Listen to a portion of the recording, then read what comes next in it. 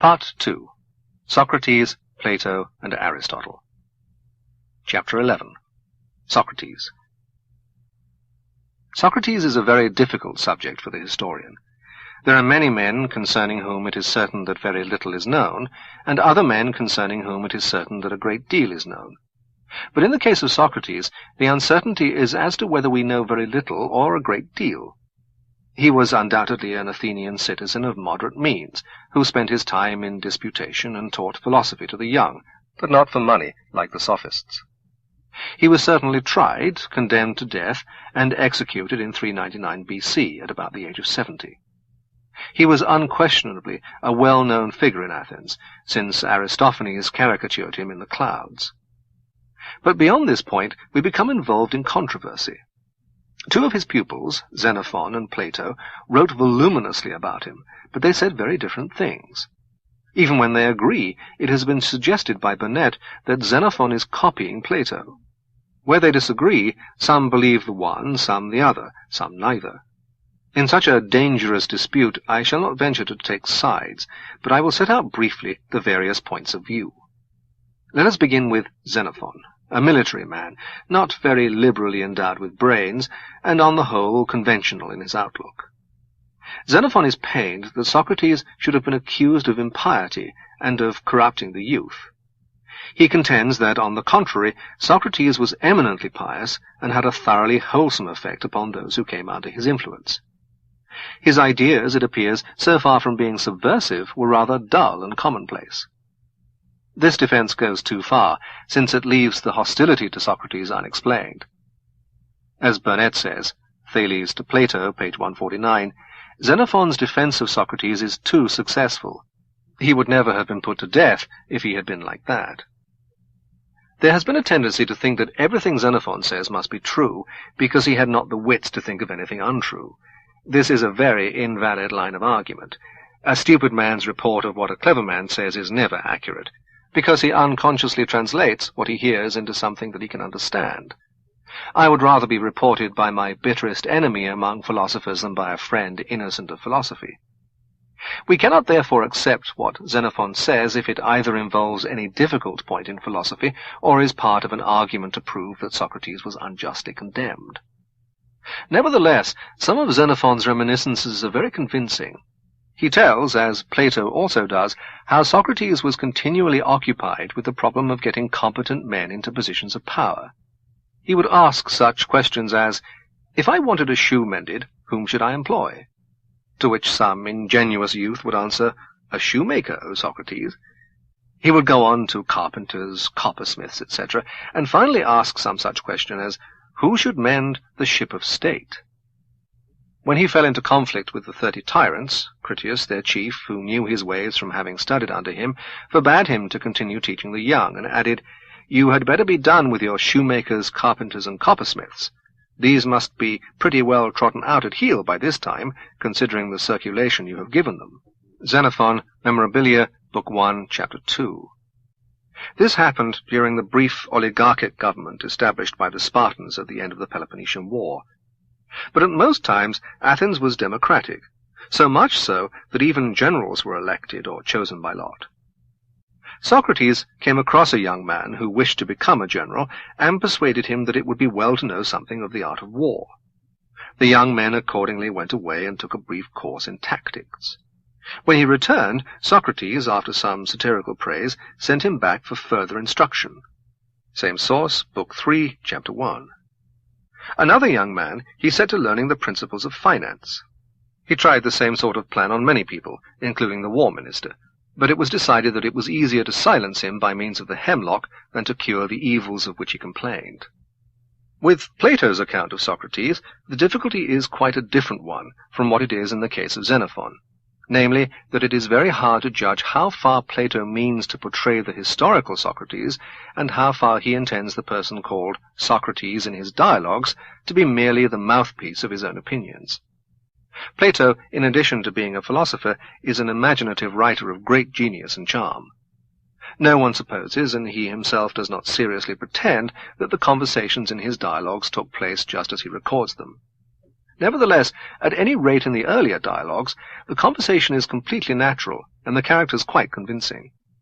It is the excellence of Plato as a writer of fiction that throws doubt on him as a historian. His Socrates is a consistent and extraordinarily interesting character, far beyond the power of most men to invent. But I think Plato could have invented him. Whether he did so is, of course, another question. The dialogue which is most generally regarded as historical is the Apology. This professes to be the speech that Socrates made in his own defense at his trial. Not, of course, a stenographic report, but what remained in Plato's memory some years after the event, put together and elaborated with literary art. Plato was present at the trial, and it certainly seems fairly clear that what is set down is the sort of thing that Plato remembered Socrates as saying, and that the intention is, broadly speaking, historical. This, with all its limitations, is enough to give a fairly definite picture of the character of Socrates. The main facts of the trial of Socrates are not open to doubt. The prosecution was based upon the charge that Socrates is an evildoer and a curious person, searching into things under the earth and above the heaven, and making the worse appear the better cause, and teaching all this to others. The real ground of hostility to him was almost certainly that he was supposed to be connected with the aristocratic party. Most of his pupils belonged to this faction, and some, in positions of power, have proved themselves very pernicious. But this ground could not be made evident on account of the amnesty. He was found guilty by a majority, and it was then open to him, by Athenian law, to propose some lesser penalty than death. The judges had to choose, if they had found the accused guilty, between the penalty demanded by the prosecution and that suggested by the defense. It was therefore to the interest of Socrates to suggest a substantial penalty which the court might have accepted as adequate. He, however, proposed a fine of 30 minae, for which some of his friends, including Plato, were willing to go surety. This was so small a punishment that the court was annoyed, and condemned him to death by a larger majority than that which had found him guilty. Undoubtedly he foresaw this result.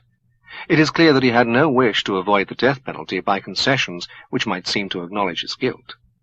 The prosecutors were Anytus, a democratic politician; Meletus, a tragic poet, youthful and unknown, with lanky hair and scanty beard and a hooked nose; and Lycon, an obscure rhetorician.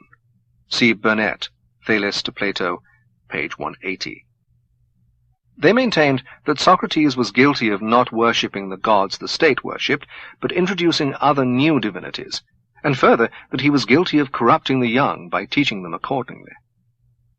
Without further troubling ourselves with the insoluble question of the relation of the Platonic Socrates to the real man, let us see what Plato makes him say in answer to this charge. Socrates begins by accusing his prosecutors of eloquence, and rebutting the charge of eloquence as applied to himself. The only eloquence of which he is capable, he says, is that of truth, and they must not be angry with him if he speaks in his accustomed manner, not in a set oration duly ornamented with words and phrases. Footnote. In quotations from Plato, I have used Jowett's translation. End of footnote. He is over 70, and has never appeared in a court of law until now. They must therefore pardon his unforensic way of speaking. He goes on to say that, in addition to his formal accusers, he has a large body of informal accusers, who, ever since the judges were children, have gone about telling of one Socrates, a wise man who speculated about the heavens above, and searched into the earth beneath, and made the worse appear the better cause. Such men, he says, are supposed not to believe in the existence of the gods. This old accusation by public opinion is more dangerous than the formal indictment, the more so as he does not know who are the men from whom it comes, except in the case of Aristophanes. Footnote. In the Clouds, Socrates is represented as denying the existence of Zeus. End of footnote. He points out, in reply to these older grounds of hostility, that he is not a man of science. I have nothing to do with physical speculations. That he is not a teacher, and does not take money for teaching. He goes on to make fun of the sophists, and to disclaim the knowledge that they profess to have. What then is the reason why I am called wise and have such an evil fame? The oracle of Delphi, it appears, was once asked if there were any man wiser than Socrates, and replied that there was not. Socrates professes to have been completely puzzled, since he knew nothing, and yet a god cannot lie. He therefore went about among men reputed wise to see whether he could convict the god of error. First he went to a politician, who was thought wise by many and still wiser by himself. He soon found that the man was not wise, and explained this to him kindly but firmly. And the consequence was that he hated me. He then went to the poets, and asked them to explain passages in their writings, but they were unable to do so. Then I knew that not by wisdom do poets write poetry, but by a sort of genius and inspiration. Then he went to the artisans, but found them equally disappointing. In the process, he says, he made many dangerous enemies. Finally he concluded that God only is wise, and by his answer he intends to show that the wisdom of men is worth little or nothing. He is not speaking of Socrates, he is only using my name by way of illustration, as if he said, He, O men, is the wisest, who, like Socrates, knows that his wisdom is in truth worth nothing. This business of showing up pretenders to wisdom takes up all his time, and has left him in utter poverty, but he feels it a duty to vindicate the oracle. Young men of the richer classes, he says, having not much to do, enjoy listening to him, exposing people, and proceed to do likewise, thus increasing the number of his enemies. For they do not like to confess that their pretence of knowledge has been detected. So much for the first class of accusers. Socrates now proceeds to examine his prosecutor Meletus, that good man and true lover of his country, as he calls himself. He asks, who are the people who improve the young? Meletus first mentions the judges, then under pressure is driven step by step to say that every Athenian except Socrates improves the young, whereupon Socrates congratulates the city on its good fortune. Next he points out that good men are better to live among than bad men, and therefore he cannot be so foolish as to corrupt his fellow citizens intentionally. But if unintentionally, then Meletus should instruct him, not prosecute him. The indictment had said that Socrates not only denied the gods of the state, but introduced other gods of his own. Meletus, however, says that Socrates is a complete atheist, and adds, he says that the sun is stone and the moon earth. Socrates replies that Meletus seems to think he is prosecuting Anaxagoras, whose views may be heard in the theatre for 1 drachma, presumably in the plays of Euripides. Socrates, of course, points out that this new accusation of complete atheism contradicts the indictment, and then passes on to more general considerations. The rest of the apology is essentially religious in tone. He has been a soldier, and has remained at his post, as he was ordered to do. Now, God orders me to fulfill the philosopher's mission of searching into myself and other men, and it would be as shameful to desert his post now as in time of battle. Fear of death is not wisdom, since no one knows whether death may not be the greater good. If he were offered his life on condition of ceasing to speculate, as he has done hitherto, he would reply, Men of Athens, I honor and love you, but I shall obey God rather than you. Footnote. Compare Acts chapter 5, verse 29. End footnote. And while I have life and strength, I shall never cease from the practice and teaching of philosophy, exhorting any one whom I meet. For know that this is the command of God, and I believe that no greater good has ever happened in the state than my service to the God. He goes on, I have something more to say, at which you may be inclined to cry out, but I believe that to hear me will be good for you, and therefore I beg that you will not cry out. I would have you know that if you kill such a one as I am, you will injure yourselves more than you will injure me. Nothing will injure me, not Meletus, nor yet Anytus. They cannot, for a bad man is not permitted to injure a better than himself. I do not deny that Anytus may perhaps kill him, or drive him into exile, or deprive him of civil rights. And he may imagine, and others may imagine, that he is inflicting a great injury upon him. But there I do not agree. For the evil of doing as he is doing, the evil of unjustly taking away the life of another, is greater far. It is for the sake of his judges, he says, not for his own sake that he is pleading. He is a gadfly, given to the state by God, and it will not be easy to find another like him. I dare say you may feel out of temper, like a person who is suddenly awakened from sleep, and you think that you might easily strike me dead, as Anytus advises, and then you would sleep on for the remainder of your lives, unless God, in his care of you, sent you another gadfly. Why has he only gone about in private and not given advice on public affairs? You have heard me speak at sundry times, and in divers places, of an oracle or sign which comes to me, and as the divinity which Meletus ridicules in the indictment. This sign, which is a kind of voice, first began to come to me when I was a child. It always forbids, but never commands me to do anything which I am going to do. This is what deters me from being a politician. He goes on to say that in politics no honest man can live long.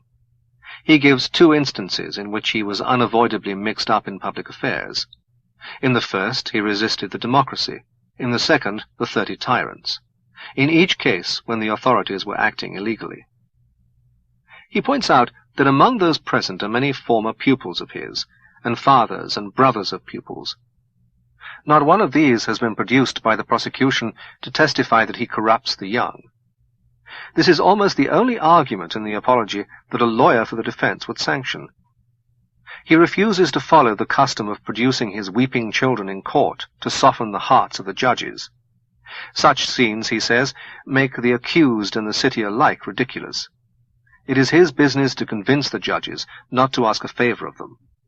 After the verdict, and the rejection of the alternative penalty of 30 minae, in connection with which Socrates names Plato as one among his sureties and present in court, he makes one final speech.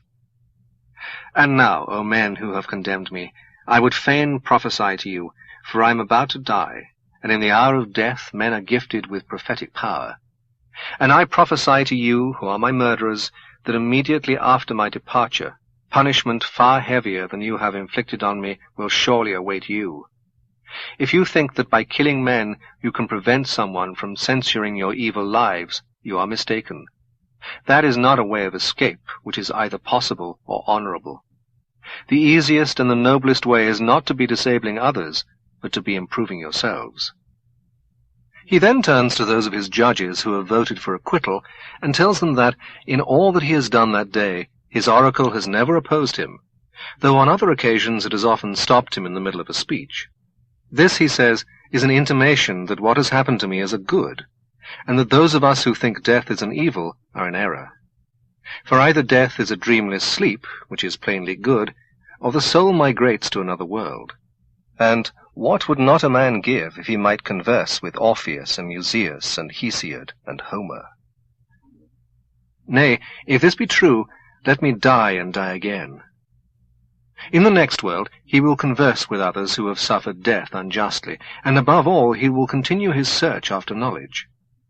In another world they do not put a man to death for asking questions, assuredly not. For besides being happier than we are, they will be immortal, if what is said is true. The hour of departure has arrived, and we go our ways, I to die and you to live. Which is better, God only knows.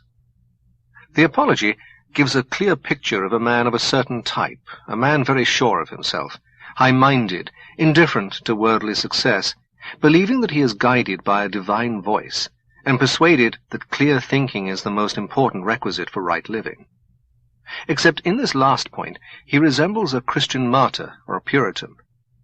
In the final passage, where he considers what happens after death, it is impossible not to feel that he firmly believes in immortality, and that his professed uncertainty is only assumed. He is not troubled, like the Christians, by fears of eternal torment. He has no doubt that his life in the next world will be a happy one. In the Phaedo, the Platonic Socrates gives reasons for the belief in immortality. Whether these were the reasons that influenced the historical Socrates, it is impossible to say. There seems hardly any doubt that the historical Socrates claimed to be guided by an oracle, or daimon. Whether this was analogous to what a Christian would call the voice of conscience, or whether it appeared to him as an actual voice, it is impossible to know. Joan of Arc was inspired by voices, which are a common form of insanity. Socrates was liable to cataleptic trances. At least, that seems the natural explanation of such an incident as occurred once when he was on military service. One morning, he was thinking about something which he could not resolve. He would not give it up, but continued thinking from early dawn until noon. There he stood, fixed in thought. And at noon attention was drawn to him, and the rumor ran through the wondering crowd that Socrates had been standing and thinking about something ever since the break of day. At last, in the evening after supper, some Ionians, out of curiosity, I should explain that this occurred not in winter but in summer, brought out their mats and slept in the open air, that they might watch him and see whether he would stand all night. There he stood until the following morning, and with the return of light he offered up a prayer to the sun and went his way. Symposium 220. This sort of thing, in a lesser degree, was a common occurrence with Socrates. At the beginning of the symposium, Socrates and Aristodemus go together to the banquet, but Socrates drops behind in a fit of abstraction. When Aristodemus arrives, Agathon, the host, says, "What have you done with Socrates?" Aristodemus is astonished to find Socrates not with him.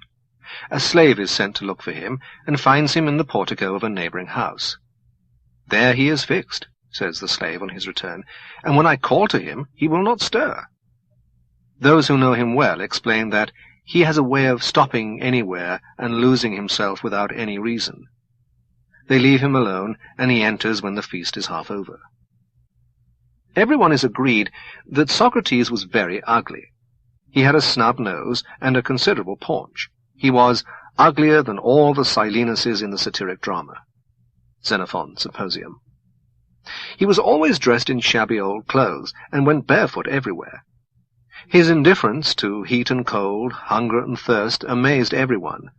Alcibiades, in the Symposium, describing Socrates on military service, says, "His endurance was simply marvelous, when, being cut off from our supplies, we were compelled to go without food. On such occasions, which often happen in time of war, he was superior not only to me, but to everybody. There was no one to be compared to him. His fortitude in enduring cold was also surprising. There was a severe frost, for the winter in that region is really tremendous, and everybody else either remained indoors, or if they went out, had on an amazing quantity of clothes, and were well shod, and had their feet swathed in felt and fleeces. In the midst of this, Socrates, with his bare feet on the ice, and in his ordinary dress, marched better than the other soldiers who had shoes, and they looked daggers at him, because he seemed to despise them." His mastery over all bodily passions is constantly stressed. He seldom drank wine, but when he did, he could outdrink anybody. No one had ever seen him drunk. In love, even under the strongest temptations, he remained platonic, if Plato is speaking the truth. He was the perfect Orphic saint. In the dualism of heavenly soul and earthly body, he had achieved the complete mastery of the soul over the body. His indifference to death at the last is the final proof of this mastery. At the same time, he is not an orthodox Orphic. It is only the fundamental doctrines that he accepts, not the superstitions and ceremonies of purification. The Platonic Socrates anticipates both the Stoics and the Cynics. The Stoics held that the supreme good is virtue, and that a man cannot be deprived of virtue by outside causes. This doctrine is implicit in the contention of Socrates that his judges cannot harm him. The Cynics despised worldly goods, and showed their contempt by eschewing the comforts of civilization. This is the same point of view that led Socrates to go barefoot and ill-clad. It seems fairly certain that the preoccupations of Socrates were ethical rather than scientific. In the Apology, as we saw, he says, "I have nothing to do with physical speculations." The earliest of the Platonic dialogues, which are generally supposed to be the most Socratic, are mainly occupied with the search for definitions of ethical terms. The Charmides is concerned with the definition of temperance or moderation, the Lysis with friendship, the Laches with courage. In all of these, no conclusion is arrived at, but Socrates makes it clear that he thinks it important to examine such questions. The Platonic Socrates consistently maintains that he knows nothing, and is only wiser than others in knowing that he knows nothing. But he does not think knowledge unobtainable. On the contrary, he thinks the search for knowledge of the utmost importance. He maintains that no man sins wittingly, and therefore only knowledge is needed to make all men perfectly virtuous. The close connection between virtue and knowledge is characteristic of Socrates and Plato. To some degree, it exists in all Greek thought, as opposed to that of Christianity. In Christian ethics, a pure heart is the essential, and is at least as likely to be found among the ignorant as among the learned. This difference between Greek and Christian ethics has persisted down to the present day. Dialectic, that is to say, the method of seeking knowledge by question and answer, was not invented by Socrates. It seems to have been first practiced systematically by Zeno, the disciple of Parmenides. In Plato's dialogue, Parmenides, Zeno subjects Socrates to the same kind of treatment to which, elsewhere in Plato, Socrates subjects others. But there is every reason to suppose that Socrates practiced and developed the method. As we saw, when Socrates is condemned to death, he reflects happily that in the next world he can go on asking questions forever, and cannot be put to death, as he will be immortal. Certainly, if he practiced dialectic in the way described in the Apology, the hostility to him is easily explained. All the humbugs in Athens would combine against him. The dialectic method is suitable for some questions and unsuitable for others. Perhaps this helped to determine the character of Plato's inquiries, which were for the most part such as could be dealt with in this way. And through Plato's influence, most subsequent philosophy has been bounded by the limitations resulting from his method. Some matters are obviously unsuitable for treatment in this way, empirical science, for example. It is true that Galileo used dialogues to advocate his theories, but that was only in order to overcome prejudice. The positive grounds for his discoveries could not be inserted in a dialogue without great artificiality. Socrates, in Plato's works, always pretends that he is only eliciting knowledge already possessed by the man he is questioning. On this ground he compares himself to a midwife. When, in the Phaedo and the Meno, he applies his method to geometrical problems, he has to ask leading questions, which any judge would disallow. The method is in harmony with the doctrine of reminiscence, according to which we learn by remembering what we knew in a former existence. As against this view, consider any discovery that has been made by means of the microscope, say the spread of diseases by bacteria. It can hardly be maintained that such knowledge can be elicited from a previously ignorant person by the method of question and answer. The matters that are suitable for treatment by the Socratic method are those as to which we have already enough knowledge to come to a right conclusion, but have failed, through confusion of thought or lack of analysis, to make the best logical use of what we know. A question such as what is justice is eminently suited for discussion in a Platonic dialogue. We all freely use the words just and unjust, and by examining the ways in which we use them, we can arrive inductively at the definition that will best suit with usage. All that is needed is knowledge of how the words in question are used. But when our inquiry is concluded, we have made only a linguistic discovery, not a discovery in ethics. We can, however, apply the method profitably to a somewhat larger class of cases. Wherever what is being debated is logical rather than factual, discussion is a good method of eliciting truth. Suppose someone maintains, for example, that democracy is good, but persons holding certain opinions should not be allowed to vote. We may convict him of inconsistency and prove to him that at least one of his two assertions must be more or less erroneous. Logical errors are, I think, of greater practical importance than many people believe. They enable their perpetrators to hold the comfortable opinion on every subject in turn. Any logically coherent body of doctrine is sure to be in part painful and contrary to current prejudices. The dialectic method, or more generally the habit of unfettered discussion, tends to promote logical consistency, and is in this way useful. But it is quite unavailing when the object is to discover new facts. Perhaps philosophy might be defined as the sum total of those inquiries that can be pursued by Plato's methods. But if this definition is appropriate, that is because of Plato's influence upon subsequent philosophers.